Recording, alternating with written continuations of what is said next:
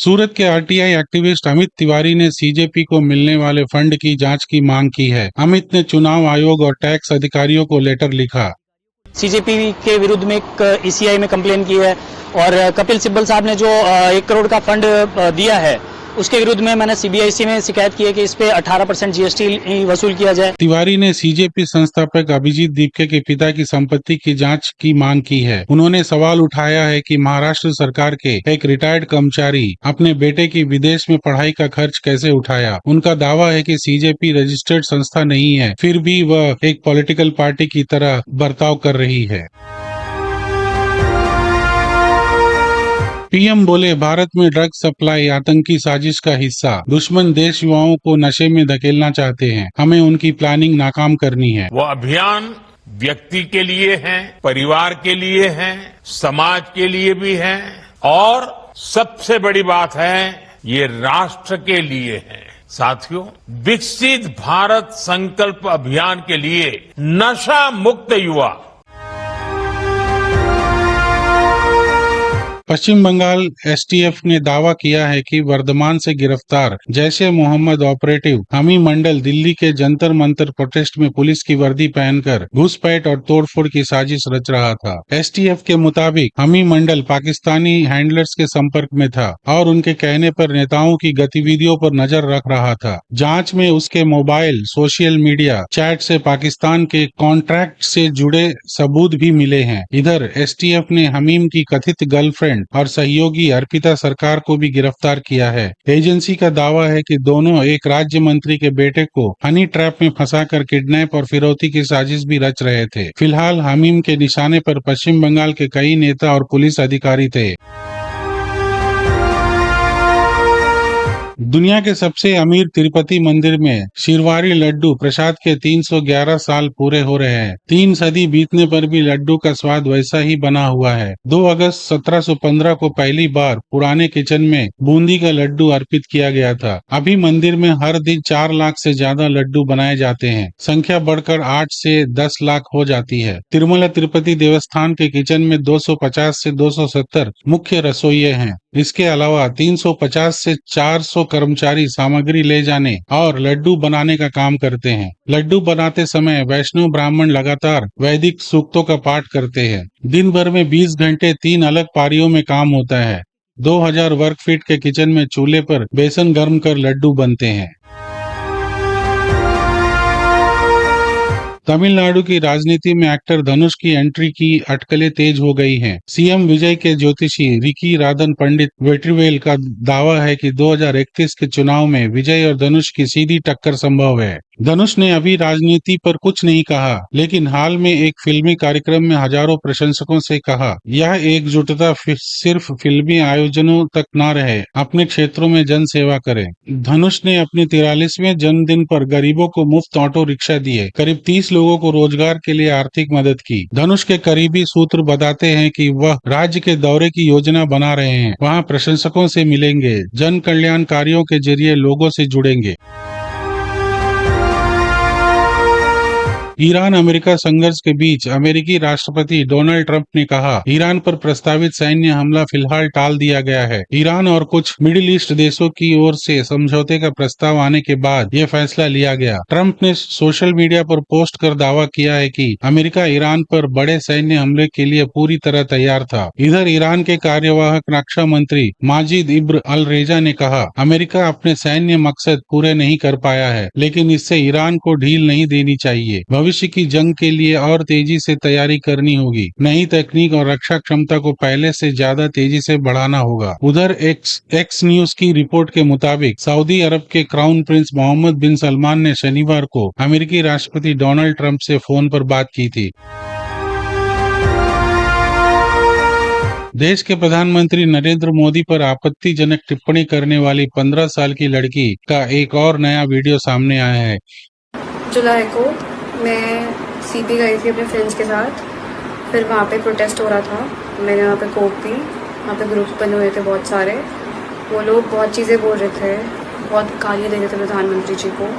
उन लोगों के इन्फ्लुएंस में आके कि तुम लोग भी बोलो, तुम लोग भी बोलो, कोई सब बोलो करके मैंने बहुत चीज़ें बोली। मैं भी मात्र 15 साल की हूँ। मैंने जो करा वो माफ़ी के लायक नहीं था, मैंने बहुत गंदी चीज़ें बोली है, बट ये मेरी पहली और आखिरी गलती होगी। इसके बाद मैं ऐसा कुछ नहीं करूँगी और ना ही वो चीज़ मैंने कभी पोस्ट की थी। मैं पूरे देश से माफ़ी मांगती हूँ। मैं इतनी शर्मिंदा हूँ, मैं अपनी नज़र भी नहीं उठा पा रही हूँ। किश्तवाड़ में बादल फटने से कई घरों में पानी घुसा, बद्रीनाथ हाईवे 20 मीटर तक धंसा। केरल के कोची समेत कई दक्षिणी जिलों में 24 घंटे के भीतर 361 किलोमीटर बारिश दर्ज की गई। लगातार बारिश के बाद हुई लैंडस्लाइड में 8 की मौत हुई, जबकि 8 लोग लापता है। केरल के कोची समेत कई दक्षिणी जिलों में 24 घंटे के भीतर 361 मिलीमीटर बारिश दर्ज की गई। लगातार बारिश के बाद हुई लैंडस्लाइड में 8 की मौत हुई, जबकि 8 लोग लापता हैं। वहीं कर्नाटक के शिवमोगा में रविवार सुबह लैंडस्लाइड में 3 लोगों की मौत हुई। उत्तरकाशी में यमुनोत्री नेशनल हाईवे पर लैंडस्लाइड के कारण बद्रीनाथ हाईवे का 20 मीटर हिस्सा धंस गया। इधर तमिलनाडु के तिरुचिरापल्ली में बारिश नहीं होने और बढ़ते जल संकट के बीच करीब 2000 लोगों ने विशेष नमाज अदा कर बारिश की दुआ मांगी। तस्वीरें जम्मू कश्मीर के किश्तवाड़ की है, जहां बादल फटने के बाद फ्लैश फ्लड आ गया और कई घरों में पानी घुस गया। हालात को देखते हुए किश्तवाड़, डोडा और रामबन में स्कूल बंद करने के निर्देश जारी किए गए हैं। रविवार को मौसम विभाग ने राजस्थान, कर्नाटक, केरल, गुजरात, पश्चिम बंगाल, नागालैंड, मणिपुर और त्रिपुरा में बारिश का अनुमान लगाया है। कांग्रेस सांसद राहुल गांधी ने शनिवार को चेन्नई में स्टूडेंट्स और नीट में जान गंवाने वाले बच्चों के परिजनों से मुलाकात की। इसके बाद उन्होंने एक्स पर पोस्ट लिखा, नीट पेपर लीक के बाद प्रधानमंत्री न तो पीड़ित परिवारों से मिले और न ही उन छात्रों से बात की। छात्रों को प्रधानमंत्री की माफी की जरूरत नहीं, बल्कि प्रधानमंत्री को छात्रों से माफी मांगनी चाहिए। किसी भी माता पिता के लिए अपने बच्चे को खोने का दुख सबसे बड़ा होता है। राहुल का यह बयान प्रधानमंत्री नरेंद्र मोदी के उस वीडियो के बाद आया जिसमें उन्होंने जंतर मंतर प्रदर्शन के दौरान गालियां देने वाले बच्चों को माफी की बात की थी। स्पेन की सीमा पर मची भगदड़ में 63 अफ्रीकी प्रवासियों की मौत हो गई। दरअसल स्पेन की स्यूटा शहर में शुक्रवार सुबह प्रवासियों की भारी भीड़ जमा हो गई। मोरक्को और दूसरे अफ्रीकी देशों के लगभग 3000 लोग यूरोप में घुसने की कोशिश कर रहे थे। सीमा पर लगी जाली और सक्रिय रास्तों की वजह से अचानक भगदड़ मच गई। भीड़ बेकाबू हो गई और लोग एक दूसरे पर गिरने लगे। कई लोगों की दम घुटने और समुद्र में डूबने से मौत हुई। 100 से ज्यादा सुरक्षाकर्मी भी घायल हुए। स्पेन सरकार के मुताबिक 24 घंटे में करीब 60,000 लोग मोरक्को से स्यूटा पहुंचे। कई लोग तैरकर तो कई पैदल सीमा पार कर पहुंचे। सीमा सुरक्षा को मजबूत करने के लिए सैन्य टुकड़ियों को भेजा गया। दरअसल सूटा अफ्रीका में है, लेकिन स्पेन और यूरोपीय संघ का हिस्सा है। 2 अगस्त 2027 को आसमान में एक दुर्लभ और रोमांचक खगोलीय घटना देखने को मिलेगी। इस दिन 21वीं सदी के सबसे लंबे सूर्य ग्रहणों में से एक लगेगा, जो अपने पूर्ण पथ पर 6 मिनट से अधिक समय तक दिन को रात में बदल देगा। कंगना रनौत ने ऋतिक रोशन से उनके नाम का इस्तेमाल कर उन्हें ट्रोल करने वालों की आलोचना करने की अपील की। दरअसल हाल ही में सोशल मीडिया पर ऋतिक के नाम पर कंगना को कई लोगों ने ट्रोल किया। इस पर ऋतिक का रिएक्शन सामने आया, जिसके बाद कंगना ने इंस्टाग्राम स्टोरी में लिखा, ऐसे में किसी महिला को इस तरह चिढ़ाना या उसका मजाक उड़ाना आपको शोभा नहीं देता। इसके बजाय आपको उन लोगों की निंदा करनी चाहिए जो आपके नाम का इस्तेमाल करके मुझे परेशान कर रहे हैं और कह रहे हैं। कंगना ने ये भी कहा कि कृपया आग में घी डालने जैसा व्यवहार बंद करें और अपने पार्टनर को बचाएं।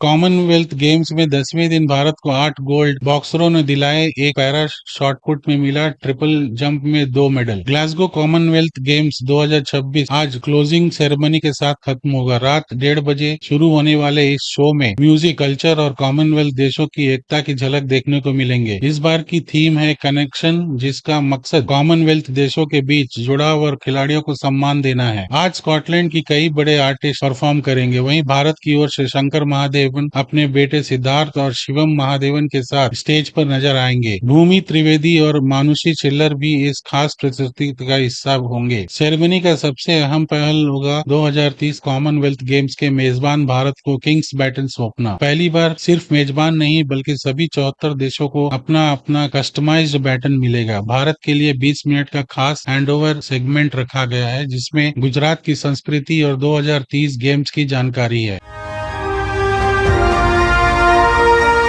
भारत में जेनजी के विरोध प्रदर्शन को देखते हुए अब पाकिस्तान में भी सरकार युवाओं से डरी हुई है। पाकिस्तान के गृह मंत्री मोहसिन नकवी ने कहा, अगर ये जेनजी एकजुट हो जाएंगे तो सब उलट पुलट कर देंगे। भारत के विरोध के बाद पाकिस्तान सरकार को भी अब कॉकरोचों से डर सताने लगा है। देश के गृह मंत्री मोहसिन नकवी ने कॉकरोच जैसे विद्रोह की चेतावनी दी और कहा, हम अपने युवाओं को वह नहीं दे पा रहे हैं जो वे चाहते हैं। आप उन्हें युवा कहें, कॉकरोच कहें या कुछ और, लेकिन अगर ये कॉकरोच एकजुट हो जाएं तो वे सब कुछ पलट सकते हैं। नकवी ने युवाओं में बढ़ते गुस्से का भी जिक्र किया है और अपने कट्टर दुश्मन और पड़ोसी देश भारत के शब्दों का इस्तेमाल करते हुए कॉकरोच के विद्रोह की चेतावनी दी।